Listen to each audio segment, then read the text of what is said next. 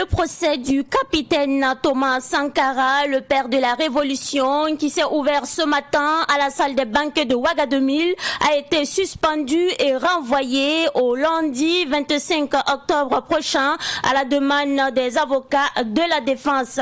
Vous aurez les précisions dans quelques instants. La délégation du Conseil consultatif de l'Union africaine a rencontré la SELC ce matin. La substance de cette rencontre à découvrir dans ce savane soir. Le cinéma est aussi au menu de cette édition. Massoud est le premier long métrage d'un réalisateur tchadien. Ce film a été sélectionné dans la catégorie officielle pour la 27e édition du FESPACO qui s'ouvrira le 11 octobre prochain. Mesdames et messieurs, bonsoir et bienvenue à cette édition. Les étalons du Burkina Faso ont battu les Requins de Djibouti cet après-midi par le score de 2-0. Match de la 4e journée comptant pour les éliminatoires de la Coupe du Monde Qatar 2022. En attendant le deuxième match du groupe A qui oppose le Niger à l'Algérie demain soir, le Burkina Faso occupe provisoirement la tête du groupe avec 10 points. Comme annoncé au début de ce journal, le tribunal militaire a suspendu l'audience du procès du père de la Révolution, le capitaine Thomas Sankara, pour reprendre le 25 octobre prochain. Ce report a été demandé par les avocats de la défense qui estiment qu'il faut du temps pour mieux examiner le dossier et les pièces d'environ 20 000 pages. On en sait plus avec Sibli Nakelsi. Après la présentation des 12 accusés présents à l'ouverture du procès, les avocats de la défense ont demandé le report du procès d'1 mois pour que certains d'entre eux puissent mieux s'imprégner des dossiers de leurs clients. Cette demande a été acceptée, mais les juges ont estimé que 2 semaines sont largement suffisantes. Cette décision est saluée par les avocats des deux parties, la défense et la partie civile. Nous avons entendu les arguments de nos confrères qui estimaient qu'ils n'étaient pas en mesure de défendre le dossier parce qu'ils avaient reçu les pièces avec un peu en retard. Dans l'optique d'un procès équitable qui respecte les droits de la défense, nous avions consenti qu'un ce renvoi leur soit accordé. J'ai soutenu la demande de renvoi parce que le dossier il est volumineux.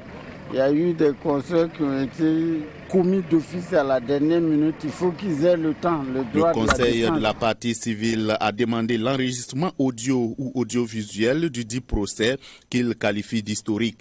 Le tribunal a rejeté cette demande et promet de respecter la loi. Maître Prosper Faraman de la partie civile dit prendre acte de cette décision du tribunal. On est dessus, très clairement, parce que c'est dans l'histoire une des rares fois où pour un procès, on va dire, de cette ampleur, de cette dimension, un tribunal refuse l'enregistrement. Mais enfin, c'est une décision judiciaire, nous devons la respecter, mais nous avions vraiment espéré, pour les raisons de questions mémorielles et aussi pour l'histoire, la postérité, que cet enregistrement soit fait. Ça nous paraissait de plein droit, ça nous paraissait être tout à fait naturel que ce procès soit enregistré. Mais enfin, le tribunal en a décidé autrement, nous en prenons acte. Pour Maître Moumouni Kopio de la défense, le tribunal n'a fait que respecter la loi en rejetant la demande de la partie civile. Je demandais à ce que la loi soit appliquée. La loi dit qu'on n'enregistre pas les procès. Okay? La seule prise de note que la loi prévoit, c'est le greffe, vous voyez, le plumitif, le gros registre qu'il y a là. C'est ce que la loi a prévu. J'ai refusé qu'on déroge à la loi, je n'ai pas refusé qu'on enregistre. Je ne veux pas entendre parce que je ne vais pas m'allier à une violation de la loi.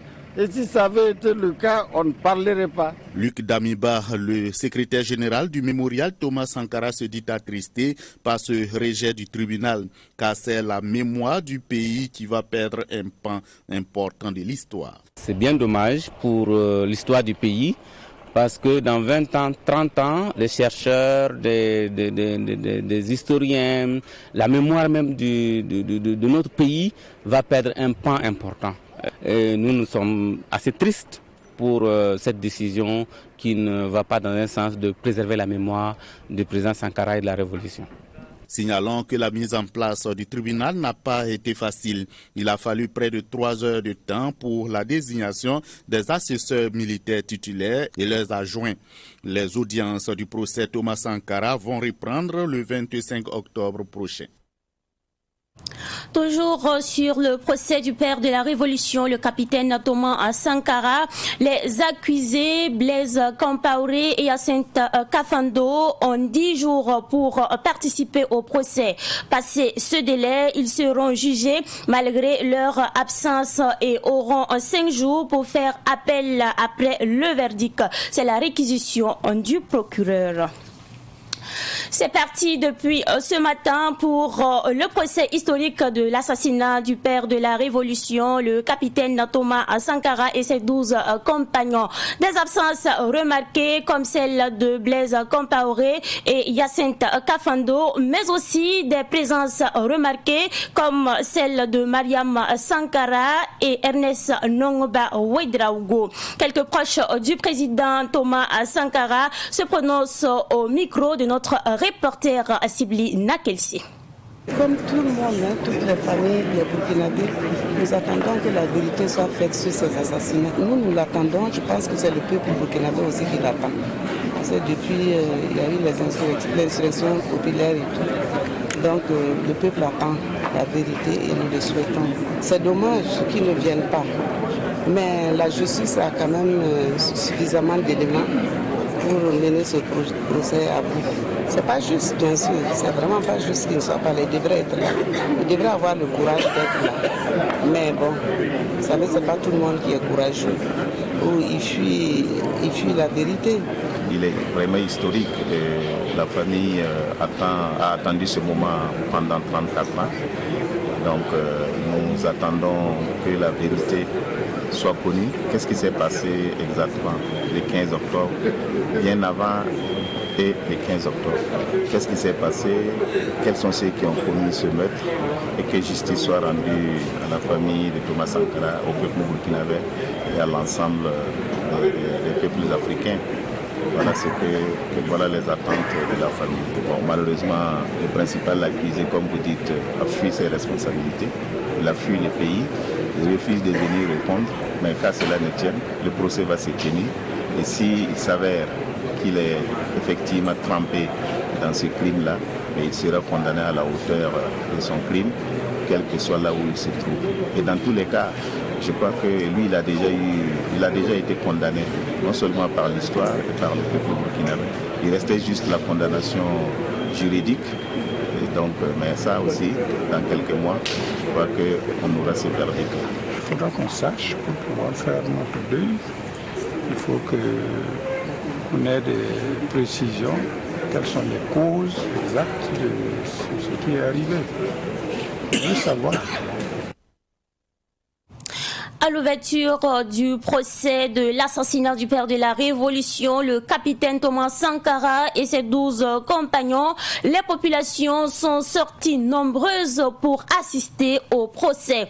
Elles n'ont donc pas voulu se faire compter l'événement. Retour sur l'ambiance qui a prévalu à la salle des banquets de Ouaga 2000 ce matin avec Germaine Farama.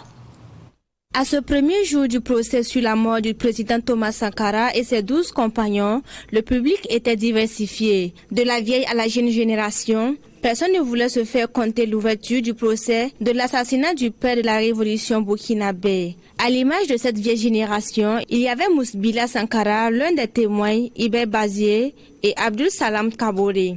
Je suis ambassadeur du Burkina à Tripoli et à ce titre, quand il y a eu les événements, j'ai démissionné, je suis rentré. Bon, je suis partie de ceux qui ont été internés de 87 jusqu'à 91.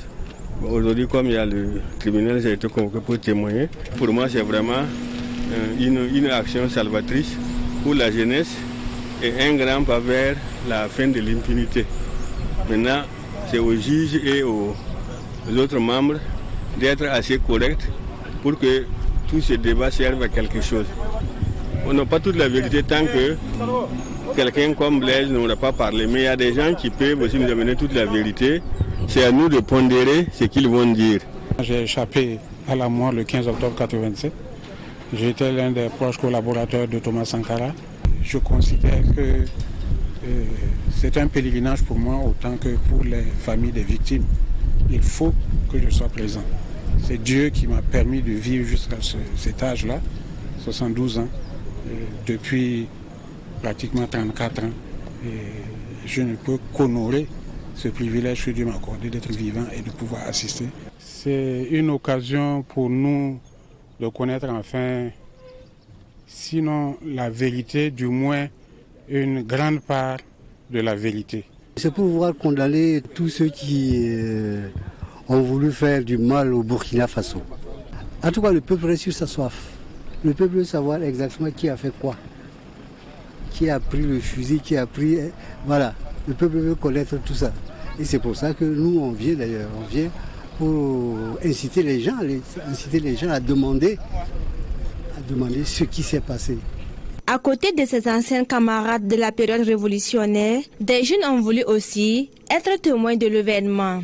En tant que jeune qui a beaucoup étudié le parcours de cet éminent homme politique, et c'était pour moi une évidence de venir me présenter à ce procès parce que je me considère comme un chanceux de l'histoire.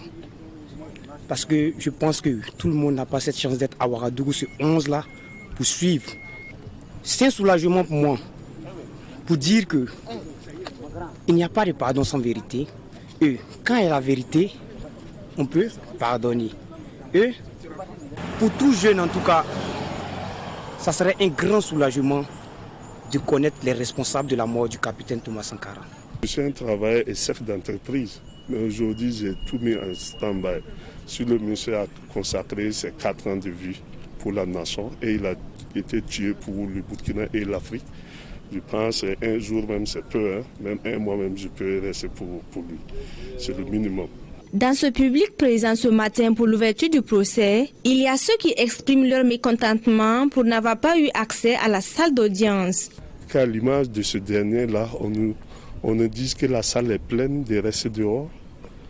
Mais pourquoi ne n'aime pas utiliser un des stars que nous avons pour faire ce... Parce que ce n'est pas un jugement comme les autres. C'est tout un président, le père de la Révolution. Nous pensons que le tribunal militaire a mal fait son travail. Là, c'est plein, mais c'est pas normal. On devait le faire. Ce jugement devait se faire à la place de la Révolution ou à la maison du peuple. Parce qu'on faisait les TPA à la maison du peuple. Pourquoi on fait ça ici? Ça, c'est une salle pour des anniversaires, c'est une salle pour les inaugurations, c'est une salle pour les défilés de mode. C'est pas une salle pour les jugements. Dieu merci que j'ai venu trouver que la salle... Si j'ai venu trouver que la salle était vide, bon, en tout cas, ça ne va pas me faire truc. À nous, les générations de Thomas Sankara. Le procès de Thomas Sankara et ses 12 compagnons se poursuit, mais déjà, on peut lire sur les visages de tous ceux qui clament la vérité un espoir que ce procès portera des fruits. Le 15 octobre 1987, le capitaine Thomas Sankara avait convoqué une réunion au Conseil de l'Entente. Parmi tous ceux qui étaient présents à cette réunion, Aluna Traoré est le seul survivant. Retour sur le lieu du crime du père de la Révolution et ses 12 compagnons avec Aluna Traoré et cette restitution des faits sur l'assassinat du capitaine Thomas Sankara est une exclusivité proposée par Fatih Sankara. Jeudi 15 octobre 1987, au Conseil de l'Entente. Ce jour-là, peu avant 16 heures, Aluna Traoré, seul rescapé du carnage du 15 octobre, se fait déposer devant le bâtiment Burkina par son ami Paulin Bamouni. Il revenait d'une mission au Bénin. J'étais chargé de la propagande et de l'agitation politique au niveau de la présidence du Faso. À l'occasion, nous faisions tout le temps les lundis et les jeudis, nous avions des réunions avec le camarade président, avec tous les départementaux. Tous les départements ministériels avaient leurs représentants à la présidence. Donc un jour, on m'a dit, bon, Aluna, tu fais partie de la cellule spéciale chargée de réfléchir sur les conditions de la création du parti de masse au Burkina. Bon, et notre première réunion devait avoir lieu donc le jeudi 15 octobre. Avant ça, le mercredi, moi j'ai été missionné au Bénin pour prendre la documentation, toute la littérature sur la révolution béninoise parce qu'ils avaient une expérience. Nous voulions donc nous inspirer de ce qu'ils ont déjà fait en matière de documentation organisationnelle. Donc j'ai été prendre la documentation et suis revenu à Ouagadougou. C'est par le couloir du bâtiment Burkina que Allouna Traoré rejoint la salle de réunion en compagnie d'autres collègues de différents départements ministériels. Quelques minutes après, c'est-à-dire à 16h, Thomas Sankara fait son entrée dans la salle de rencontre. Il y accède par la grande porte du bâtiment. La réunion peut donc commencer avec le compte rendu du premier intervenant, Allouna Traoré. Le jeudi à 16h, donc nous étions là, nous sommes venus et nous attendions l'arrivée du camarade président. Effectivement, autour de 16h, le camarade président est arrivé et la réunion pouvait commencer. Mais cette réunion est très vite interrompue. À l'intérieur de la salle, des crépitements se font entendre. Les gardes du corps de Thomas Sankara, qui étaient devant le bâtiment Burkina, sont les premières victimes des rafales des putschistes. Le président du Faso demande aux autres de rester dans la salle et se présente aux assaillants, les mains en l'air. À peine j'ai dit que j'ai quitté Ouagadougou à telle heure, nous avons entendu des crépitements au dehors des rafales, ça tirait à bout portant. Et le président s'est levé de tout son long, il a tiré son survêtement vers le bas et il nous a dit c'est de lui qu'on a besoin. Sortez, sortez, sortez. Il a été le premier à sortir et les mains en l'air. Donc, au perron derrière moi ici, sur le côté gauche, c'est là-bas qu'il a été abattu à bout portant. Les 5 autres camarades qui ont suivi ont connu le même sort. Allouna Traoré, qui l'a échappé belle, est le dernier à sortir. Moi, j'étais pratiquement le dernier à sortir. Je n'ai reçu aucune balle et j'ai été me coucher sur la droite en compagnie d'autres corps qui étaient déjà là. Mais dans mon champ de tir, il y avait ceux qui nous avaient tiré dessus. Il y a un qui a dit à d'autres là-bas, donner une instruction, il faut aller là. Il y a quelqu'un qui n'est pas mort, il n'a pas reçu de balle. Il faut l'accompagner dans la salle de l'autre côté. Allouna Traoré, accompagné d'un des assaillants, rejoint une salle à l'autre bout du conseil de l'entente. Ils prennent les escaliers pour accéder à la salle, adjoint commandant d'unité. C'est là que tous les survivants ont passé la nuit. Il est venu vers moi, je me suis levé et on a fait le parcours pour aller à la salle où on avait emmagasiné certains survivants, ceux de la salle de communication. Arrivé donc à ce niveau-là, j'ai demandé donc à uriner. Pour moi, je pensais qu'après cet acte-là, ça allait finir. Mais non, ils m'ont conduit donc jusqu'à la salle. Nous sommes restés là-bas jusqu'au petit matin, le matin pratiquement à 7h. Et ils sont venus nous dire, vous pouvez maintenant rentrer chez vous. Nous étions tous hébétés. Les regards hagards, nous nous regardons, personne ne peut placer un mot. L'heure était extrêmement grave. Durant toute la nuit, on a entendu des mouvements de gros camions à l'intérieur, des jets d'eau.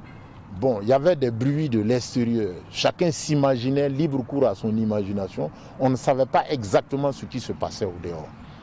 Le matin, on nous a dit, vous pouvez rentrer chez vous. Voilà. Et c'est comme si nous étions revenus d'un long voyage. Plus de 3 décennies après l'horreur, c'est avec beaucoup d'émotion que Allouna retrace l'histoire. J'ai pu capitaliser, tarir en moi les émotions premières de tristesse et de que sais-je. Maintenant, les sentiments bassement revanchards se sont tus. Je regarde demain, après-demain, l'avenir. De quoi sera fait l'avenir après le passage de la révolution? C'est l'éveil de conscience, la prise de conscience de la jeunesse. Il faut qu'elle s'assume. Nous n'avons rien à envier au peuple développé. Nous pouvons compter et nous devons compter sur nous-mêmes. À vouloir compter sur les autres, on n'arrivera jamais. Le précepte, pour pouvoir compter sur soi-même, il faut s'aimer. Parce que quelqu'un a dit chez nous, quand on aime, aucun sacrifice n'est de trop. Donc, je dirais à toute la jeunesse, il faut aimer ce pays-là et se sacrifier, accepter le sacrifice. Quand on se sacrifie, on se soude, Et c'est la solidarité généreuse. Unis, nous allons vaincre la pauvreté sous toutes ses formes. Le seul survivant de l'hécatombe du 15 octobre appelle les Burkinabés à cultiver le pardon et à tirer leçon de ce qui s'est passé le 15 octobre 1987 pour en ressortir grandis et unis. Au Burkina Faso est en cours d'évaluation par une mission de l'Union africaine. Il s'agit du Conseil consultatif de l'Union africaine sur la corruption qui exclut les 45 pays de l'Union africaine ayant ratifié la Convention de l'Union africaine sur la prévention et la lutte contre la corruption. Une rencontre entre la délégation et le Conseil consultatif de l'Union africaine sur la corruption et l'ACLC a eu lieu ce matin en présence de notre reporter Issa Oumar Atié. 5 diplomates de l'Union africaine sont à Ouagadougou pour évaluer la mise en œuvre de la Convention de l'Union africaine sur la prévention et la lutte contre la corruption par le Burkina Faso.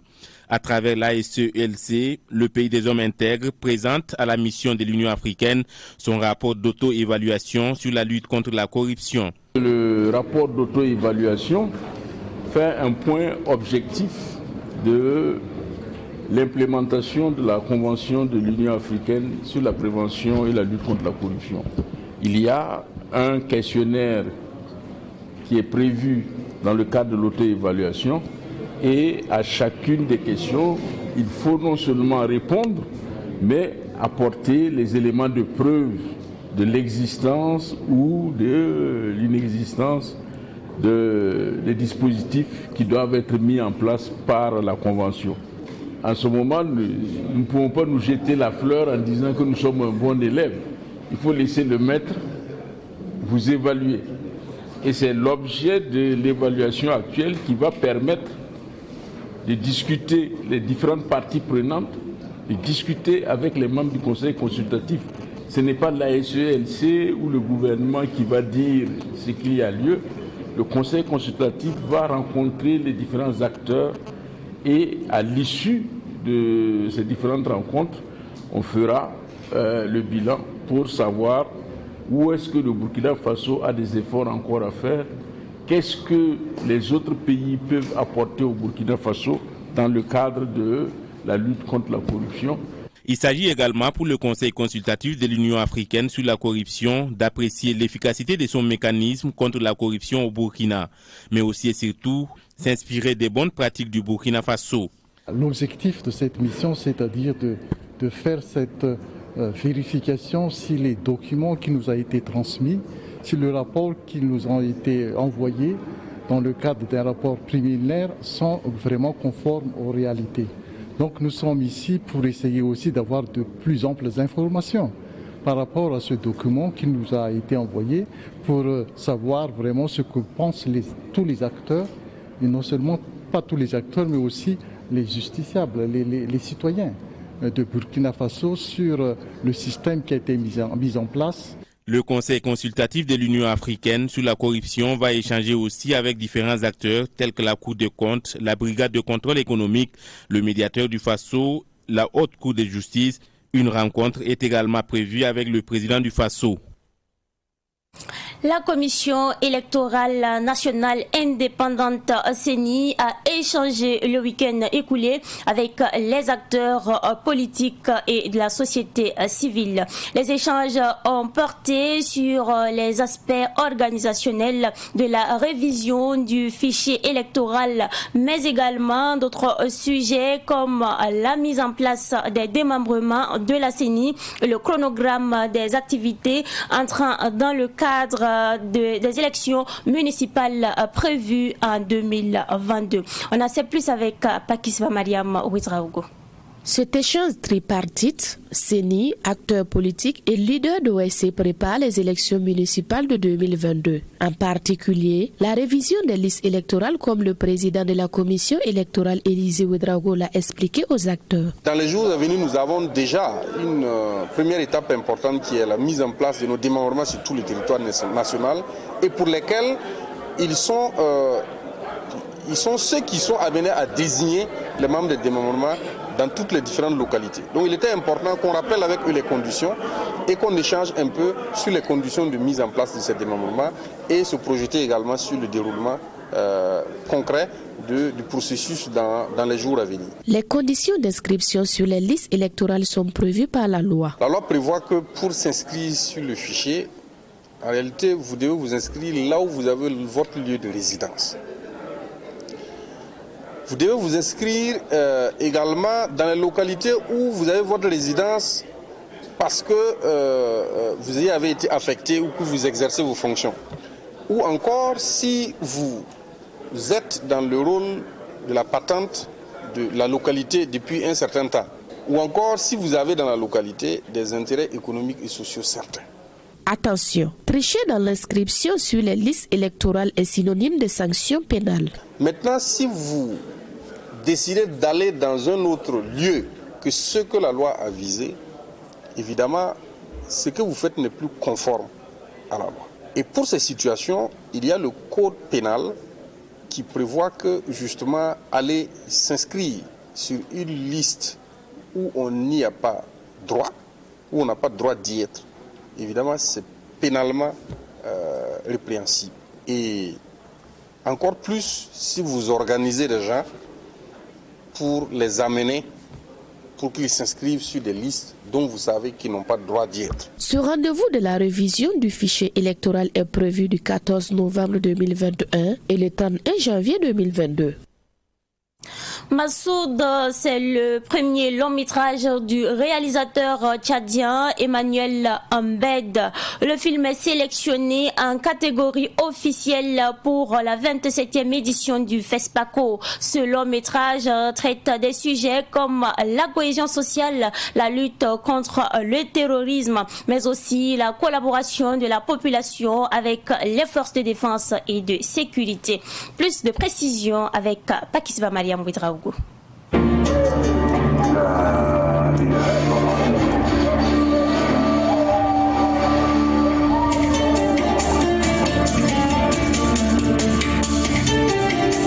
Dans le long métrage fiction Massoud, le message du jeune réalisateur Emmanuel Rotumba Mbaïdé est clair. Comprendre un phénomène qui a plusieurs noms à cause de sa complexité pour mieux lutter contre lui. C'est un devoir aussi citoyen de se dire il faut se lever et lutter contre un fléau comme ça, parce que la peur occasionne la domination de l'adversaire. Quand on va en guerre, on ne va pas avec une certaine faiblesse, on ne va pas en se disant on est pessimiste. On va en guerre pour vaincre. Et nous, comme on est dans une situation de guerre, je me suis dit, moi l'arme que j'ai, je suis cinéaste, c'est vraiment, il faut réfléchir sur ce fléau-là et poser un regard critique, un regard même, on va dire, assez violent aussi contre ce fléau, parce que les acteurs de ce fléau, même, finalement, on ne les comprend pas, même eux ne se comprennent pas. Donc c'est exactement ça que j'ai essayé d'évoquer dans le film en me disant, c'est aussi mon arme. Sous le nom de terrorisme ou sous l'appellation d'extrémisme violent, les conséquences de cette déviation humaine sont les mêmes. Allah est honoré par votre bravoure et votre fidélité.